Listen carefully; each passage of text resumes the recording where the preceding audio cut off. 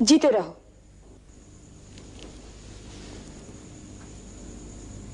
पिताश्री, आपकी आज्ञा से मैं राम आपकी सेवा में उपस्थित हूं। मेरे लिए क्या आदेश है?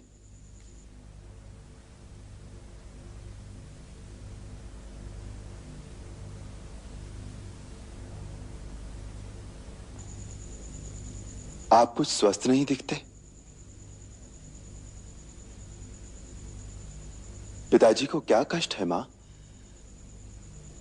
उनकी अस्वस्थता का क्या कारण है? मैं राजवैद्य को बुलाऊं?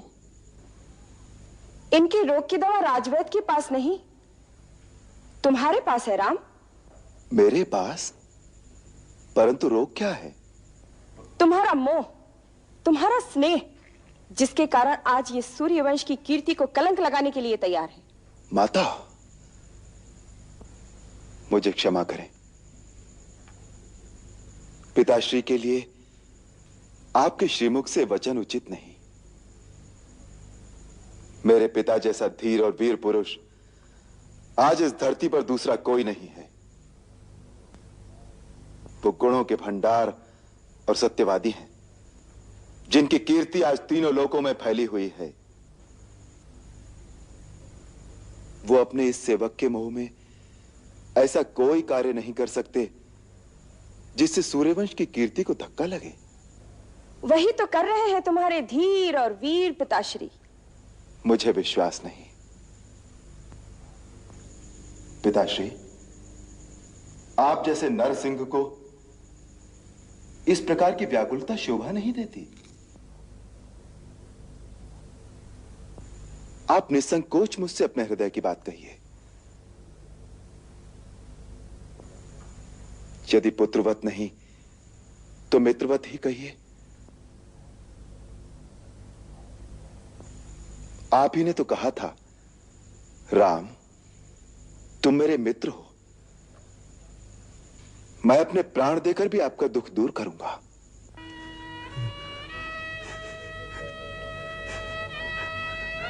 राम,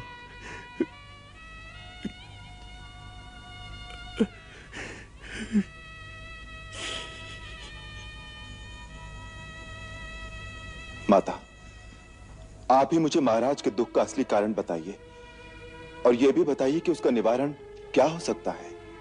मैंने कहा ना, यदि तुम चाहो तो इनके रोग का निवारण हो सकता है। माता, आपको ये शंका क्यों है कि मैं पिता की आज्ञा का पालन नहीं करूंगा? बात ही ऐसी है। मां, जिस राम को आपने बचपन से अपनी गोद में पाला है, आप उसी राम पर संदेह कर रही हैं? मैंने अवश्य ही कोई घोर अपराध किया है, जिसके कारण मेरे पिता मुझसे बात नहीं करते। मेरी माता मुझ पर संदेह कर रही है। नहीं,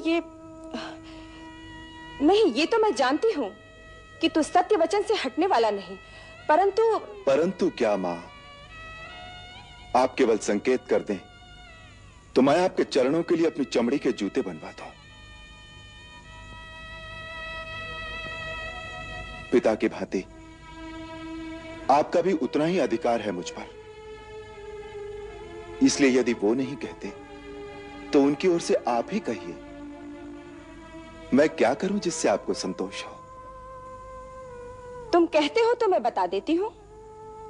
तुम्हारे पिताश्री ने मुझे 2 वर दिए थे और कहा था, जब जी चाहे मांग लेना।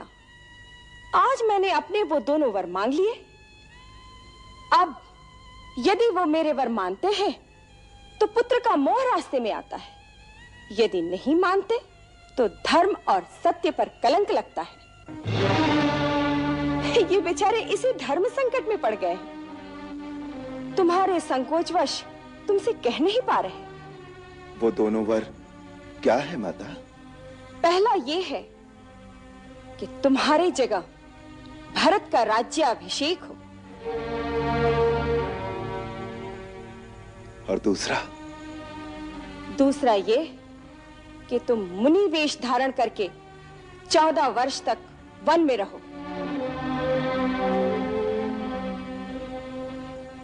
बस इतनी सी बात पर इतना विवाद था?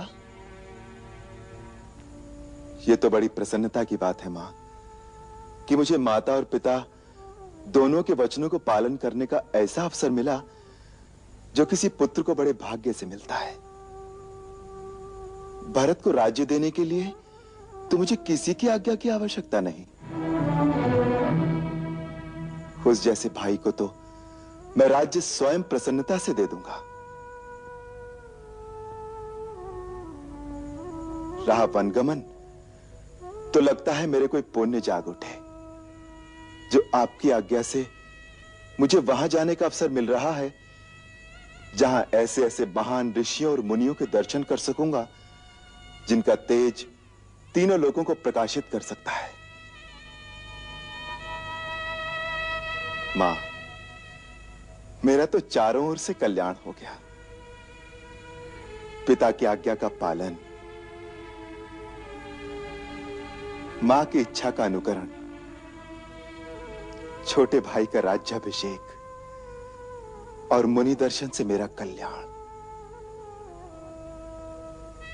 मां, केवल इतनी ही बात थी ना, या और भी कोई दुख है पिताश्री को?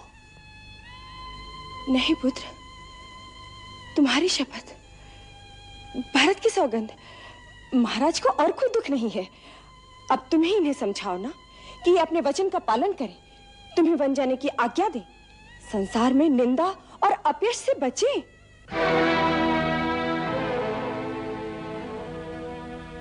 पिताश्री, मैंने आपका मनोरथ जान लिया है।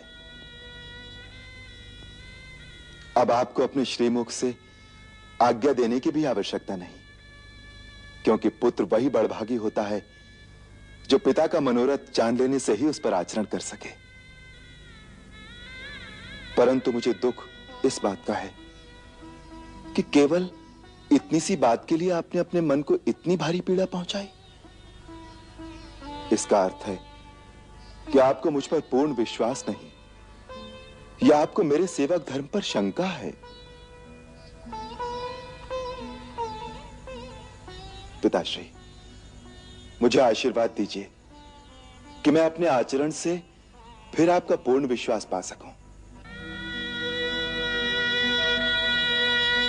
अब आप प्रसन्न चित्त से मुझे वन जाने की आज्ञा दीजिए, ताकि मैं आपके वचनों की पूर्ति करके, आपके धर्म की रक्षा करके अपना जीवन धन्य कर लूं।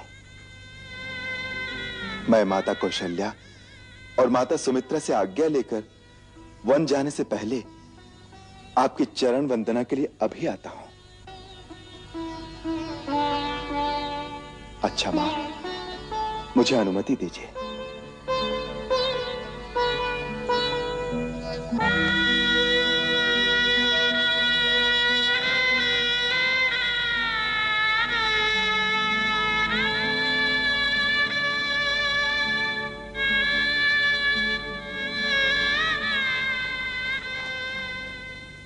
नहीं, अब इसकी आवश्यकता नहीं है।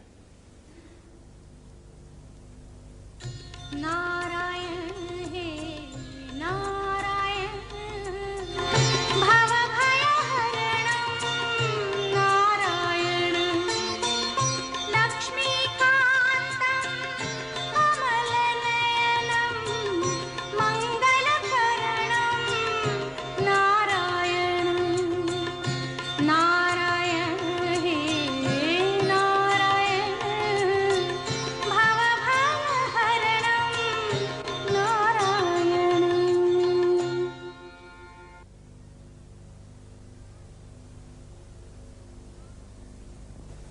राम, ठीक समय पर आ गया। मैंने रात भर विष्णु का एक लक्ष्य जप किया है। मैं अपने हाथों से विष्णु के श्री चरणों का मंगल तिलक लगा दूं।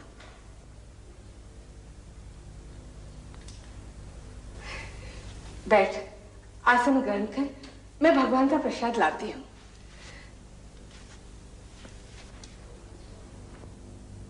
देखता क्या है? बैठ जा। नहीं मां।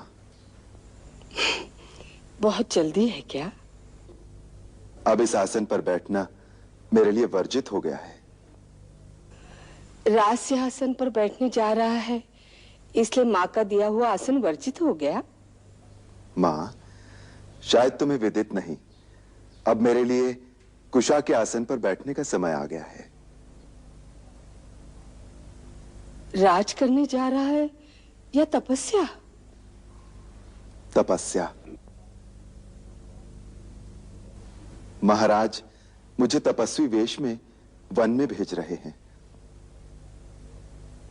मैं 14 वर्ष वन में रहूंगा और महाराज अयोध्या का राज्य सिंहासन भरत को देंगे। कैसे मुस्कुराकर माँ से हंसी कर रहा है? यह हंसी नहीं, अटल सत्य है माता। मुझे पिताश्री के वचन का पालन करने के लिए इसी घड़ी वन जाना होगा।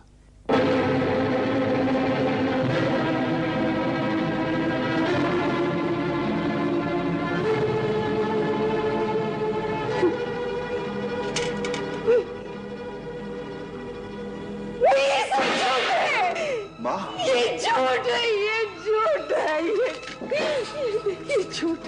माता, धीरज रखो माता। अयोध्या की महारानी को इस प्रकार धैर्य खोना शोभा नहीं देता। परंतु ये सब क्यों? किसने किया ये सब? राज्याभिषेक के तो स्वयं महाराज जी उत्कंठित हो गए थे। उन्होंने कुलगुरु महर्षि वशिष्ठ से जल्दी से जल्दी शुभ समय निकलवाने को कहा था। फिर एक ही रात में उनका निश्चय क्यों बदल गया? क्यों?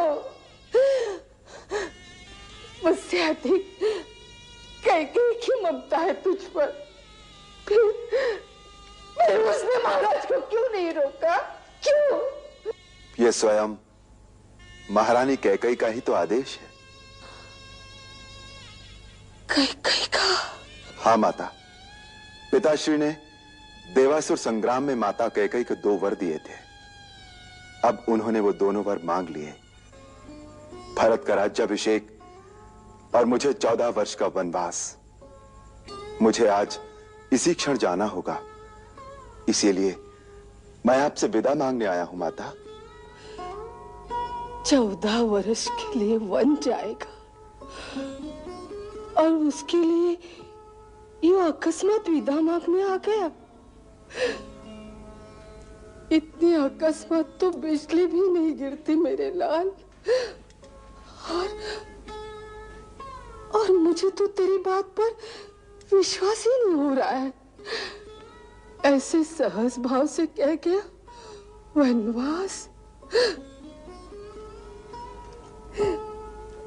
वनवास का अर्थ भी जानता है मेरे लाल। तेरे जाने के पश्चात क्या मैं जीवित रह पाऊंगी? नहीं, नहीं, तू कहीं नहीं जाएगा मेरे लाल, तू कहीं नहीं जाएगा, तू कहीं नहीं जाएगा। परंतु पिता की आज्ञा है मां। माता का भी तो उतना ही अधिकार होता है। माता की आज्ञा के बिना तू कहीं नहीं जा सकता। परंतु मां की भी तो आज्ञा मिल चुकी है, माता कैकेयी की। उन्होंने ही आज्ञा दी है। कैकेयी का उसमें स्वार्थ है, उसकी आज्ञा का क्या मोल है? मेरे लिए तो कैकेयी भी वैसी ही माता हैं जैसी आप। उतना ही मोल है उनकी बात का मेरे लिए। मैं ये सब कुछ नहीं सुनना चाहती। तू मेरी आज्ञा के बिना कहीं नहीं जाएगा। मां, मेरी जननी, मेरी मैया, माता होकर माता की आज्ञा की अवहेलना करने का आदेश दे रही हो, अधर्म के पथ पर चलने का पाठ पढ़ा रही हो। रघुकुल की कुलवधु माता कौशल्या सूर्यवंश की परंपरा भूल गई। इसी अयोध्या के राजा सगर की संतान ने पिता की आज्ञा से पृथ्वी पाताल एक करते हुए अपने प्राणों की आहुति दी थी। सत्य धर्म, तथा दिए हुए वचन का पालन करने के लिए इसी अयोध्या के अधीश्वर राजा हरिश्चंद्र ने पत्नी तथा पुत्र दोनों को बीच बाजार खड़े करके बेच दिया था। पिता का वचन और माता की आज्ञा का पालन करने का व्रत ले चुका हूं। उससे विमुख करने की बात अपने मुख से कैसे निकाल रही हो माता? अपने पुत्र को पथभ्रष्ट होने का आदेश देकर अपयश की भागी न बनो। हाँ, निभा ले रघुकुल की रीति नीति, धर्म कर्म कर्तव्य का पालन कर। तो अपने धर्म का पालन करेगा, मैं मां के धर्म का पालन करूंगी। मैं भी अपने बछड़े से बिछुड़े गैया की तरफ तेरे पीछे पीछे आऊंगी मेरे लाल। मैं भी तेरे साथ चलूंगी। हाँ। नहीं मां, आप मेरे साथ नहीं आएंगे। पहले सुहाग फिर संतान, यही आर्य नारी का महान आदर्श रहा है। स्वामी का परित्याग स्त्री के लिए बड़ी निंदा का कार्य है। आपको ऐसी बात मन में भी नहीं लानी चाहिए। आपके पति ही आपकी गति है, आपका धर्म है। मां, राजा हम सब लोगों के स्वामी, गुरु और ईश्वर है। उनकी आज्ञा का पालन करना हमारा धर्म है। मेरे धर्मात्मा पिता को छोड़कर आप मेरे साथ वन में नहीं जा सकती।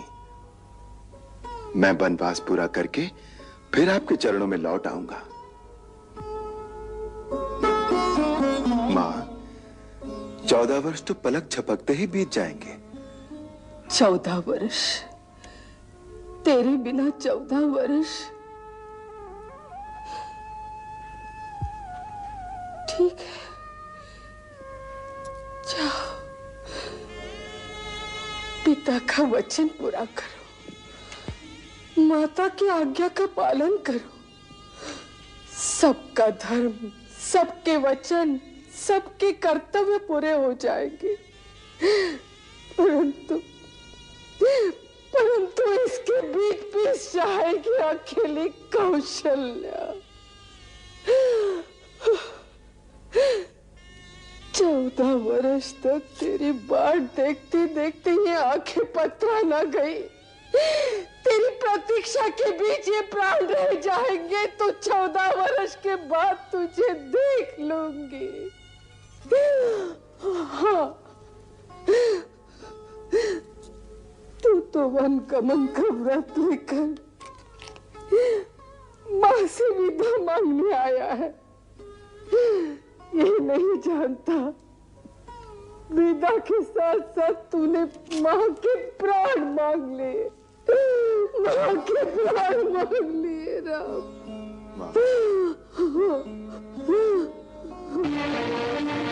मां, मां, सीता, सीता, मेरी बच्ची, मेरी बेटी। देखिए क्या हो रहा है। सकल सुख संपत्ति, माता पिता सबको त्याग कर मेरा राम वन में वास करने जा रहा है। तुझे कैसे समझाऊं मेरी बच्ची, ये कैसी प्रलय की घड़ी आ गई है। पति को विदा करने का समय आ गया है मेरी बच्ची। मैं सब सुन चुकी हूँ, मैं सब जान चुकी हूँ सीता, इसलिए मैं भी आपसे विदा मांगने आई हूँ। पिता कहाँ जाएगी? जनकपुर अपने पिता के पास? नहीं, नहीं मेरी बच्ची, मैं अकेली रह जाऊंगी। मुझे छोड़ के मत जा, मुझे छोड़ के मत जा। तू मेरे पास रहेगी, तू मेरे पास रहेगी।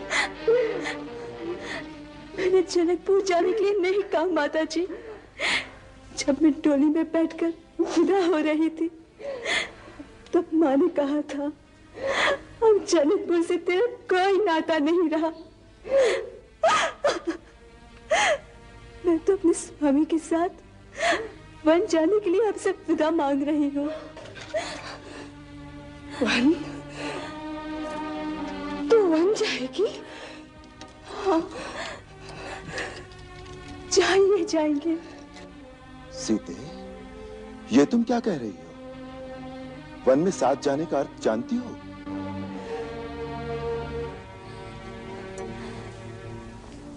मेरे लिए आपका साथ ही सब कुछ है, फिर अर्थ और अंदर जाने की मुझे क्या आवश्यकता? तुम्हें अनुमान नहीं है सीते। मुलायम मखमल के नीचे जो पैर कभी नहीं पड़े, वो दुर्गम वन के कांटे कंकर से भरे रास्ते पर कैसे चल सकेंगे? विषैले नाग, हिंसक बाघ, भयानक राक्षसों से भरे भीषण वन में तुम कैसे रह सकोगी? जैसे सीता के नाथ रहेंगे, मेरे प्रभु साथ होंगे, तो मेरी और आंख उठाने का साहस कौन कर सकता है? उन दुस्सह दुखों को तुमने कभी देखा नहीं है सीते। दुख आपके चरणों की सेवा से दूर रहने से बड़ा और कोई दुख मेरे लिए नहीं है नाथ। जैसे बिना जीव के देह, बिना जल की मछली, इसी प्रकार बिना रघुवीर के ये जानकी एक पल जी नहीं सकती। भावना के आवेग में आगा पीछा नहीं सोच रहे। वो जीवन बहुत दुखदाई है, बाद में पछताओगे। दुखदाई तो आपका वियोग है प्रभु। मेरे लिए तो सुख और दुख का अर्थ बस इतना ही है, जहां आप हैं वहां मेरे लिए सुख ही सुख है, और जहां आप नहीं वहां स्वर्ग भी मेरे लिए नरक से अधिक दुखदाई है। नाथ, जीवन भर साथ रखने के लिए वचनबद्ध होकर क्या आपका अकेले वन में जाना अर्थम नहीं कहलाएगा? हे आर्य श्रेष्ठ, अपने धर्म के साथ मुझे भी अपने धर्म का पालन करने दीजिए। माता पिता भाई बहन सारे नाते पीछे रह जाते हैं, केवल स्त्री ही स्वामी के भाग्य का अनुसरण करती है। माँ ने समझाइए ना कि मुझे छोड़कर ना जाए। राम, तू मुझे अभी स्त्री का धर्म बता रहा था कि स्त्री का सर्वस्व पति के चरणों में होता है। फिर सीता के लिए वो आदर्श, वो धर्म दूसरा कैसे हो सकता है? मां, वनवास स्त्रियों के लिए नहीं है। नाथ, यदि आप मुझे अपने साथ ले जाना नहीं चाहते तो आपको एक दिन रुकना पड़ जाएगा। क्यों? मेरी चिता को अग्नि कौन देगा? सीते,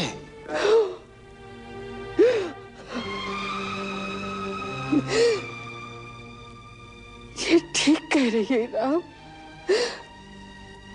अगर सीता के प्राणों की रक्षा चाहते हो तो इसे अपने साथ ले जा।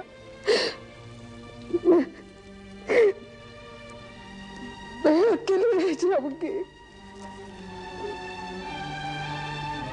ठीक है सीते, चलने की तैयारी करो। भैया भैया भैया भैया, जो मैं ये सुन रहा हूं क्या सच है कि कई के कहने पर महाराज ने आपसे राज छीन लिया? लक्ष्मण, माता कैकई को कैकई कहकर कब से पुकारना सीख लिया तुमने? आप बुलाओ उसे माता। मैं उस कुल घटनी को माता नहीं कहूंगा, और मैं यह न्याय भी कभी नहीं होने दूंगा।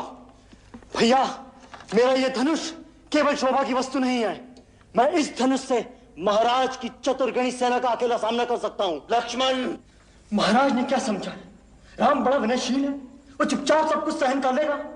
उन्हें नहीं मालूम कि राम के नाम पर मर मिटने वाले लोग चुप नहीं रहेंगे। सारी जनता विरोध कर देगी, और फिर जनता की भी क्या आवश्यकता है? उनका ये दास लक्ष्मण अकेला ही महाराज और उनकी पूरी सेना के लिए पर्याप्त है। और भरत भी आ गया तो उसे भी छठी का दूध याद दिला दूंगा। चुप रहो लक्ष्मण, अनर्गल बातें मत करो। आप बीच में मत पड़ो भैया। अन्याय सेना क्षत्रिय धर्म के विरुद्ध है। शत्रु वार करे और क्षत्रिय उसका उत्तर न दे, ये उसकी वीरता पर धिक्कार है।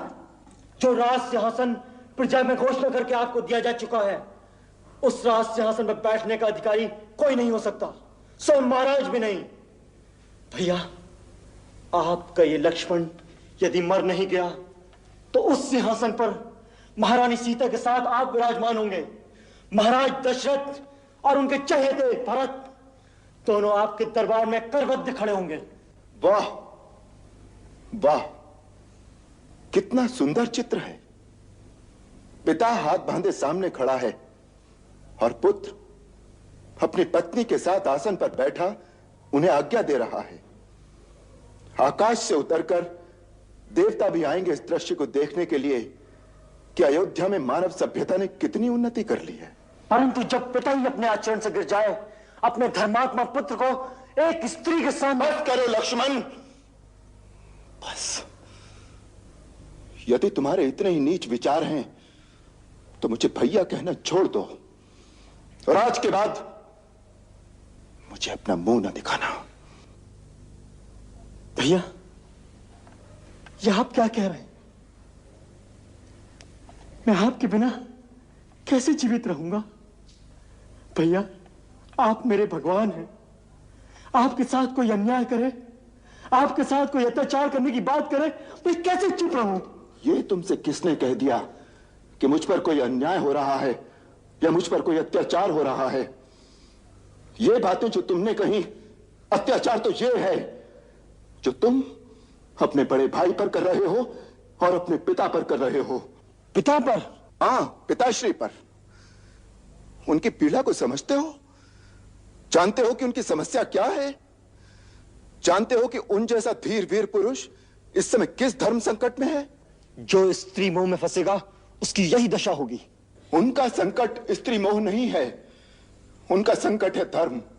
हां, धर्म। आज एक सत्यवादी राजा का धर्म एक पिता के धर्म से टकरा रहा है। वो सत्य का पालन करें या पिता के धर्म को निभाएं, यही समस्या उनके दुख का कारण है। एक राजा ने किसी को वचन दिया कि जो मांगे वो दूंगा, और मांगने वाले ने वो वचन मांगा है जिससे राजा को अपने सबसे प्रिय पुत्र का बलिदान करना पड़ रहा है। यदि वो वचन को तोड़ें तो न केवल अपने सुकृत नष्ट करें बल्कि संपूर्ण कुल की कीर्ति को कलंक लगा दें। और यदि वो वचन रखें तो वो पुत्र जिसके बिना वो जीवित नहीं रह सकते, उसे वन के कांटे कंकर में धकेल दें 14 वर्ष के लिए। लक्ष्मण, तुम उनकी पीड़ा क्यों नहीं समझते? उनकी अवस्था आज उस घायल शेर की तरह है जो किसी शिकारी के जाल में फंस गया है, और ऐसे असहाय शेर पर तुम अपने तीर चलाकर अपनी वीरता दिखाना चाहते हो। धिक्कार है ऐसी वीरता पर।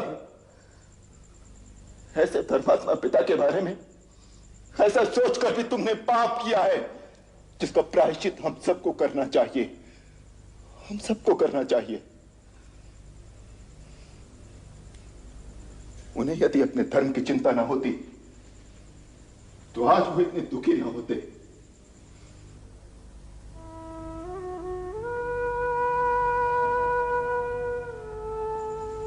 आज जब मैंने उन्हें इतनी निस्सहाय अवस्था में देखा तो मुझे अपने ऊपर ग्लानि हो आई कि मेरे कारण मेरा वीर, महान और धर्मात्मा पिता इतना दुखी है। मैंने अपना कर्तव्य निश्चित करने में एक पल की भी देरी नहीं की, क्योंकि पुत्र होने के नाते मेरा एक ही कर्तव्य है कि मैं वही काम करूं जिसमें उनके सत्य, उनके धर्म, उनकी प्रतिज्ञा की क्षति ना हो, बल्कि उनकी कीर्ति बढ़े, उनका यश मलिन ना हो। लक्ष्मण, हमारे जैसे पिता तो किसी को बड़े भाग्य से मिलते हैं, परंतु यदि किसी का पिता दुराचारी भी हो, चाहे संसार उसे त्याग भी दे, तो भी पुत्र का धर्म है कि वो अपने पिता को भगवान की तरह पूजे, क्योंकि पिता मनुष्य का प्राणदाता होता है। लक्ष्मण, जब पिता की भक्ति नहीं करते, देवता तो क्या, स्वयं भगवान भी उनकी पूजा को स्वीकार नहीं करता। भैया, तो क्या माता कैकेयी के इस अन्याय को हम चुपचाप सह लेंगे? मैं माता कैकेयी को दोषी नहीं मानता। भैया? हाँ लक्ष्मण, बचपन से लेकर आज तक माता कैकेयी ने हमें कितना स्नेह, कितना दुलार दिया है, वो भूल गए? वो तो निश्चल प्रेम की एक ऐसी पवित्र नदी है जिसमें सदा स्नेह की लहरें उठती रहती थी। ऐसे निश्चल पवित्र प्रेम की नदी एक दिन में कैसे सूख गई, ये मेरी समझ में नहीं आ रहा। संसार में बहुत सी अनहोनी बातें ऐसी होती हैं जो मनुष्य की समझ में नहीं आती। अकस्मात एक दिन कोई भूकंप आता है जो मनुष्य के जीवन को उथल पुथल कर देता है। ऐसे समय किसी दूसरे को दोष नहीं देना चाहिए, उसे दैववश मानकर, अपना प्रारब्ध मानकर स्वीकार कर लेना चाहिए। आज जो हो रहा है वो होनी करा रही है। ये विधना है जिसने माता कैकेयी जैसी स्नेहमयी और पुण्यशीला स्त्री को ऐसी बुद्धि दे दी है। यदि यह होनी है तो मैं होनी से भी नहीं हारना चाहता। वीरों के पुरुषार्थ की परीक्षा ऐसे ही आपत्ति काल में होती है। आपत्ति काल में केवल वीरता की ही परीक्षा नहीं होती, मनुष्य के धर्म की भी परीक्षा होती है। लक्ष्मण, वीरता केवल शस्त्र उठाने को ही नहीं कहते। कभी कभी शस्त्र न उठाना परमवीरता की निशानी हो सकता है। रख दो ये धनुष और इसे मेरे जाने के पश्चात राजा भरत की सेवा में धारण करना। आपके जाने के पश्चात? इसका क्या अर्थ है? यदि आप बन जाएंगे तो मुझे भी जाना होगा। नहीं लक्ष्मण, नहीं। वनवास मुझे हुआ है, तुम्हें नहीं। मुझे? अर्थात भैया, लक्ष्मण को आप कब से अपने से अलग समझने लगे? आप ही ने कहा था जहां राम है वहां लक्ष्मण। आप ही ने कहा था लक्ष्मण मेरी दूसरी अंतरात्मा है। जो भोग राम भोगेगा वो लक्ष्मण भी भोगेगा। लक्ष्मण, भरत शत्रुघ्न भी यहां नहीं है। गुरु, माता पिता, सगे स्नेही व परिवारजन, इन सबको कौन सहारा देगा? भैया, मेरे तो गुरु, माता, पिता, सगे स्नेही केवल आप हैं। मेरा धर्म, कर्म, गति, सदगति सब कुछ आप में निहित है। आपसे अलग तो मैंने अपनी कभी कल्पना की ही नहीं। क्रोध के आवेश में आकर यदि मैंने कोई अनुचित बात कही हो तो मुझे क्षमा करे भैया। इतना क्रूर दंड मुझे न दो, मेरा त्याग न करो, मुझे अपने से अलग मत करो भैया, मुझे अपने से अलग मत करो, मुझे अपने साथ ले चलो। लक्ष्मण, मैं तुम्हें अपने साथ नहीं ले जा सकूंगा। माता सुमित्रा क्या कहेंगी? सुमित्रा माता क्या कहेंगी ये तुम नहीं जानते रघुनंदन? माँ, मुझे वन जाने से न रोकना। वन या नगर से तुम्हें क्या लेना है? तुम्हारे लिए तो जहां राम है वहीं तुम्हारी अयोध्या है। यदि सीताराम वन जाते हैं तो इस अयोध्या में तुम्हारा कोई काम नहीं। माँ, आज तूने मेरा मस्तक गर्व से ऊंचा कर दिया है। परंतु मुझे तुम पर तब गर्व होगा जब 14 वर्ष के बाद मैं ये सुनूंगी कि तूने अपने बड़े भाई की सेवा में कोई त्रुटि नहीं की। आज से मैं नहीं, सीता तुम्हारी माता है और राम तुम्हारे पिता। ये सो जाए तो पहरा देना, ये खा ले और यदि कुछ बच जाए तो खाना। इनके रास्ते के कांटे अपनी आंखों से चुनना। इतनी सेवा करना कि सीता महलों के सारे सुखों को भूल जाए। लक्ष्मण, इतना याद रखना, संसार में सेवक का धर्म सबसे कठिन धर्म है। धन्य है सुमित्रा, तू धन्य है, धन्य है तेरी को अपने दोनों लाल बड़े भाइयों की सेवा में समर्पित कर दी। तेरा अनुपम त्याग, अनूठा धैर्य देखकर मेरे दुर्बल मन को सहारा मिल गया। नहीं दीदी, महान तो आप हैं, आप ही से तो हमने सीखा है। राम बेटे, मैं लक्ष्मण को तुझे सौंप रही हूं। सुमित्रा और उर्मिला की धरोहर है, जैसे लेकर जा रहे हो वैसे ही मुझे लौटाना। मां, आप चिंता न कीजिए। लक्ष्मण को मैं अपने प्राणों से भी अधिक सहेज कर रखूं।